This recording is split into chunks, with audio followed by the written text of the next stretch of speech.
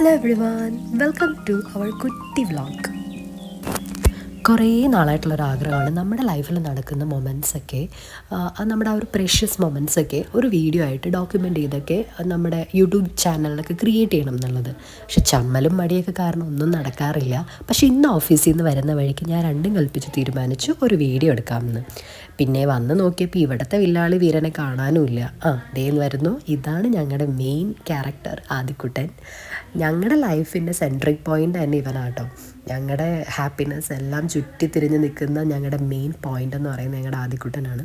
അപ്പോൾ മെയിനായിട്ട് എനിക്കൊരു വീഡിയോ എടുക്കണം, ഒരു ചാനൽ സ്റ്റാർട്ട് ചെയ്യണമെന്നൊക്കെ തോന്നിയത് തന്നെ ഇവൻ്റെ വളർച്ചയുടെ ഓരോ ഘട്ടങ്ങൾ അതൊക്കെ ഒന്ന് ആ പ്രഷ്യസ് മൊമെൻറ്റ്സൊക്കെ ഒന്ന് ഡോക്യുമെൻ്റ് ചെയ്യണം. പിന്നെ കുറേ നാൾ കഴിഞ്ഞ് ഇതൊക്കെ എടുത്ത് കാണണം എന്നുള്ളൊരാഗ്രഹം ഉള്ളതുകൊണ്ടാണ്.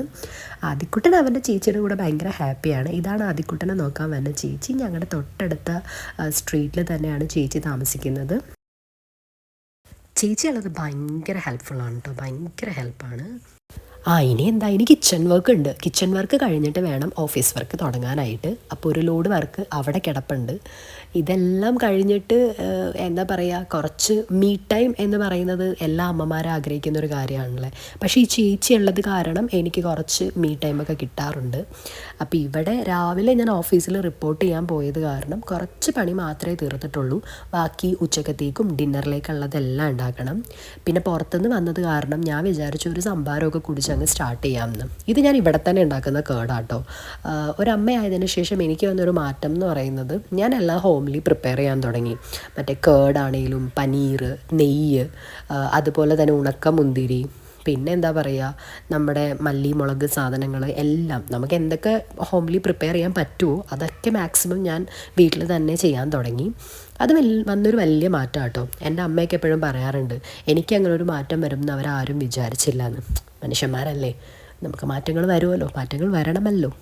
അപ്പോൾ അധികം ലാവിഷായിട്ട് എടുക്കാനായിട്ടുള്ള വീഡിയോ കണ്ടൻറ്റോ കാര്യങ്ങളോ ഒന്നും എനിക്കറിയത്തില്ല. പിന്നെ പെട്ടെന്ന് ഫ്രഷായിട്ട് വന്ന് പണിയൊക്കെ ഒതുക്കിയിട്ട് വേണം ഓഫീസ് വർക്ക് സ്റ്റാർട്ട് ചെയ്യാൻ എന്നുള്ളത് കൊണ്ട് ഞാൻ വീഡിയോ ഒക്കെ അവിടെ നിന്ന് ഇവിടെ നിന്നൊക്കെ ചുരുക്കമാണ്. അപ്പോൾ ഫൈനലി ഞാൻ ഓഫീസ് വർക്കൊക്കെ സ്റ്റാർട്ട് ചെയ്തു. എനിക്കാണെങ്കിൽ ഒരു ലോഡ് വർക്ക് വന്ന് പെൻഡിങ് കിടപ്പുണ്ട്. ഞാൻ കുറച്ച് ദിവസം ലീവൊക്കെ എടുത്തത് കാരണം എനിക്ക് ഒരു ലോഡ് വർക്കുണ്ട്. അപ്പോൾ അതൊക്കെ ഒന്ന് കംപ്ലീറ്റ് ചെയ്യണം.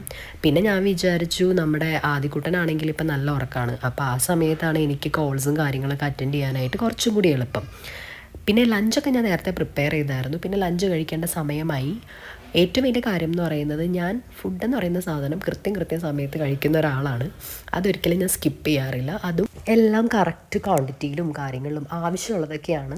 മീൻസ് വലിച്ച് വാരി ചോറൊന്നും കഴിക്കാതൊക്കെയാണ് കഴിക്കുന്നത്. ഇത് ഞാനൊരു ഇപ്പോൾ എനിക്ക് തോന്നുന്നു 3 ഇയേഴ്സായിട്ട് ഞാൻ കൊണ്ടുപോകുന്നൊരു ശീലമാണ്. പക്ഷെ എന്നിട്ടും എൻ്റെ ബോഡിയിൽ വലിയ വെയിറ്റോ കാര്യങ്ങളൊന്നും വരില്ല. അതെനിക്ക് തോന്നുന്നു നമ്മൾക്ക് ഓരോരോ എന്താ പറയുക ജനറ്റിക്സ് ഉണ്ടാവുമല്ലോ. എൻ്റെ ശരീരം അധികം വണ്ണം വെക്കാത്ത കൂട്ടത്തിലാണെന്ന് തോന്നുന്നു.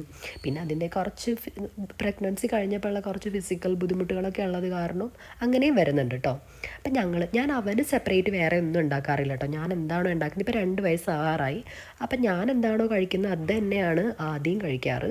സെപ്പറേറ്റ്ലി ഇപ്പോൾ ഒന്നും പ്രിപ്പയർ ചെയ്യാറില്ല.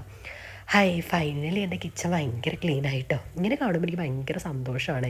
എപ്പോഴും എല്ലാം കഴിഞ്ഞൊന്ന് ക്ലീൻ ചെയ്ത് വെക്കുമ്പോൾ കാണാൻ നമുക്ക് മനസ്സിന് ഭയങ്കര ഒരു കുളിർമയാണല്ലോ. അപ്പോൾ പിന്നെ ഡിന്നർ അങ്ങോട്ട് പ്രിപ്പയർ ചെയ്യാമെന്ന് വിചാരിച്ചു.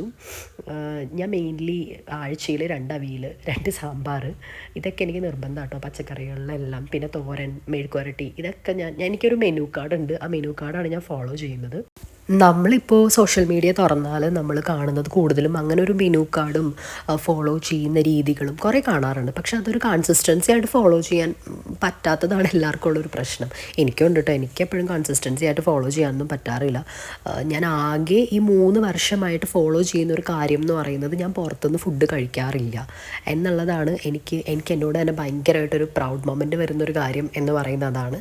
ഞാൻ പുറത്തുനിന്ന് ഫുഡ് കഴിക്കാറില്ല എന്നാണ്, ഇതുവരെ കഴിച്ചിട്ടില്ല എന്നല്ല കേട്ടോ. ഈ 3 ഇയേഴ്സിനിടയിൽ എനിക്ക് തോന്നുന്നു ഞാൻ പുറത്തുനിന്ന് കഴിച്ചിട്ടുള്ള നമ്പർ ഓഫ് കൗണ്ട്സ് എന്ന് പറയുന്നത് ലെസ് ദാൻ 20-ക്കുള്ളിലായിരിക്കും. എന്തെങ്കിലും അത്യാവശ്യം വന്ന് പുറത്ത് പോകേണ്ട ഒട്ടും ഒരു നിവൃത്തിയില്ലാത്ത സാഹചര്യത്തിൽ മാത്രമേ ഞാൻ കഴിച്ചിട്ടുള്ളൂ. പിന്നെ എൻ്റെ ബർത്ത്ഡേക്ക് എപ്പോഴും എനിക്ക് പുറത്തുനിന്ന് ഒരു ഐസ്ക്രീം നിർബന്ധമാണ്. അത് ഞാനൊരു ചീറ്റ് ഡേ ആയിട്ട് കരുതുന്നത് അതാട്ടോ. പിന്നെ വെള്ളം കുടി നിർബന്ധമാണ്. അതുപോലെ തന്നെ കൃത്യ സമയത്ത് ഈ നാരങ്ങ വെള്ളം കുടിക്കുക, അങ്ങനെയുള്ള കാര്യങ്ങളൊക്കെ ഞാൻ കഴിക്കുന്നുണ്ട് കേട്ടോ. ഞാനിത് എന്താ പറയുക, ഒരു ടൈംലി വെച്ചിട്ട് അങ്ങനെയൊക്കെയാണ് കഴിക്കുന്നത്. കാരണം എല്ലാ കാര്യങ്ങളും നമ്മുടെ ഉള്ളിലേക്ക് ചെല്ലണമല്ലോ.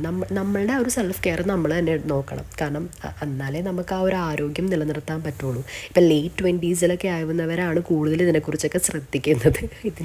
നമ്മൾ ആ ഒരു ഏർലി 20s നമ്മൾ അടിച്ച് പൊളിച്ച് നടക്കും. പക്ഷേ ഒരു ലേറ്റ് 20s വരുമ്പോഴാണ് നമ്മൾ കൂടുതലും മറ്റേ തള്ള വൈബ് എന്നുള്ള സ്റ്റേറ്റിലേക്ക് വരുമ്പോഴാണ് നമ്മൾ കൂടുതലും ഹെൽത്ത് കോൺഷ്യസ് ആവുന്നത്, എക്സസൈസ് ചെയ്യുന്നത്, ഫുഡ് ചെക്ക് ചെയ്യുന്നത്, സ്കിൻ കെയർ, ഹെയർ കെയർ അങ്ങനെയൊക്കെ വരുന്നത്. അപ്പോൾ പിന്നെ വൈകിട്ടത്തേക്കുള്ള സ്നാക്സ്, അപ്പം അങ്ങനെ എല്ലാ കാര്യങ്ങളും തന്നെ കേട്ടോ. ഇപ്പം ഞാൻ വിചാരിച്ചത് ഒരു സ്പെഷ്യൽ സ്വീറ്റ് പൊട്ടറ്റോ റെസിപ്പി ഉണ്ടാക്കാമെന്നാണ്. പക്ഷേ എനിക്ക് ഫോൺ കോൾസ് വന്നത് കാരണം എനിക്ക് അതിനൊന്നും സമയമില്ല. ഞാനപ്പോൾ അത് സ്റ്റീം ചെയ്ത് വെക്കാമെന്ന് വിചാരിച്ചു. നെയ്യൊക്കെ കൂട്ടിയിട്ട് കഴിക്കാൻ എൻ്റെ മോനിഷ്ടമാണ്. ഇവിടെ ഫ്രൂട്ട്സായിട്ട് ഇനിയിപ്പോൾ എനിക്ക് ബാലൻസ് ഉള്ളത് ഈ 2 ഐറ്റം കൂടിയാണ്. ഇനിയിപ്പോൾ എനിക്ക് മാർക്കറ്റിലൊക്കെ പോകണം. എല്ലാ സാധനങ്ങളും തീർന്നു. ഞങ്ങൾക്കിവിടെ മാർക്കറ്റ് എന്ന് പറയുന്നത് നമ്മുടെ അപ്പാർട്ട്മെൻറ്റിൻ്റെ തൊട്ടടുത്ത് എല്ലാ തേഴ്സ്ഡേ മാർക്കറ്റ് എന്ന് പറയുന്നൊരു സംഭവമുണ്ട്. നമ്മൾ നാട്ടിലൊക്കെ കാണുന്ന പോലെ ചന്ത ദിവസം ഉണ്ടാവുമല്ലോ നമുക്ക് ഏതെങ്കിലും ഒരു ആഴ്ചയിലൊരു ദിവസം. അപ്പോൾ ഒരു വളരെ ഫ്രഷ് ആയിട്ടുള്ള വെജിറ്റബിൾസും ഫ്രൂട്ട്സും കിട്ടും. നമ്മൾ ഈ സൂപ്പർ മാർക്കറ്റിൽ പോകുന്നതിനേക്കാളും കുറച്ച് വില കൂടുതലായിരിക്കും. പക്ഷെ നമുക്ക് കിട്ടുന്ന ഐറ്റംസ് എന്ന് പറയുന്നത് എല്ലാം നല്ല ഫ്രഷ് ആയിരിക്കും. അപ്പം ഞങ്ങൾ വീക്ക്ലി അവിടെ നിന്ന് മേടിച്ചിട്ട് അതിൻ്റെ ബേസിസിലാണ് നമ്മൾ മീൽ പ്ലാൻ എല്ലാം ചെയ്യുന്നത്. അപ്പം ഞങ്ങൾക്കെല്ലാം തീരാറായി. ഇതാണ് ഞങ്ങളുടെ ഫൈനലായിട്ടുള്ള ഐറ്റംസ് എന്ന് പറയുന്നത്. ഇനി ഞങ്ങൾക്ക് മാർക്കറ്റിൽ പോയി സാധനങ്ങളൊക്കെ മേടിക്കണം.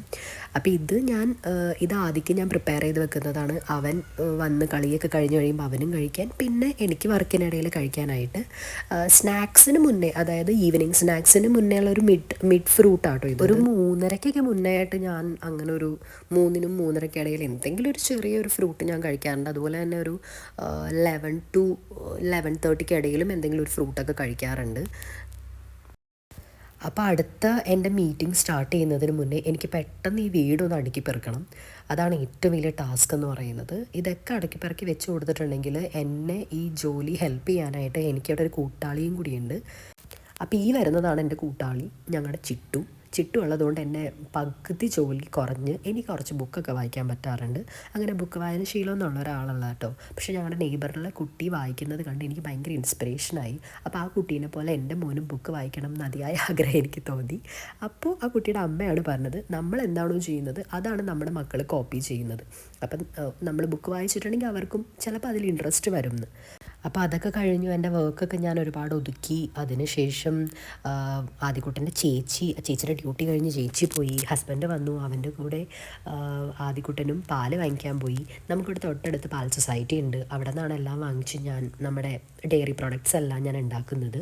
പിന്നെ ഞാൻ എക്സസൈസ് സാധാരണ ചെയ്യാറുള്ളത് കുറച്ച് കോർ എക്സസൈസസ് ഉണ്ട്. പക്ഷേ എനിക്ക് നല്ല വയറുവേദന ഉള്ളത് കാരണം ഞാൻ ഇങ്ങനെ പതുക്കെ അധികം ശരീരം അനങ്ങാത്ത മൂവ്മെൻറ്റ്സ് ഒക്കെ ചെയ്യാമെന്ന് വിചാരിച്ചു. കാരണം എക്സസൈസ് ചെയ്തു എന്നുള്ളൊരു സംതൃപ്തിയും വേണം, എന്നാൽ മേലനങ്ങാനും വയ്യ എന്നുള്ളൊരു അവസ്ഥ. അപ്പോൾ ആ പരിപാടിയൊക്കെ തീർത്ത് കഴിഞ്ഞപ്പോൾ ഞാൻ വിചാരിച്ചു എന്തായാലും കുറച്ച് തൈരൊക്കെ ബാലൻസ് എടുപ്പുണ്ട്, എന്നാൽ പിന്നെ ഒരു കുഞ്ഞ് സ്കിൻ കെയറും കൂടി ചെയ്തേക്കാമെന്ന്. അപ്പോൾ അതിന് യൂഷ്വൽ പ്രൊസീജിയറാട്ടോ, എല്ലാവരും യൂട്യൂബിൽ ഇടുന്ന ആ ഒരു സെയിം റെസിപ്പി തന്നെയാണ്. മഞ്ഞപ്പൊടിയും പിന്നെന്താ പറയുക ഹണിയും തൈരും കൂടി മുഖത്ത് തേച്ച് വെച്ച് കുറച്ച് നേരം കഴിയുമ്പോൾ കഴുകിക്കളയുക.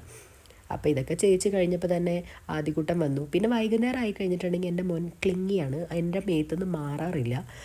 എന്നെ കിച്ചൺ ഡ്യൂട്ടി ഒന്നും ചെയ്യാൻ സമ്മതിക്കാറില്ല, എൻ്റെ അടുത്ത് തന്നെ ഇരിക്കും.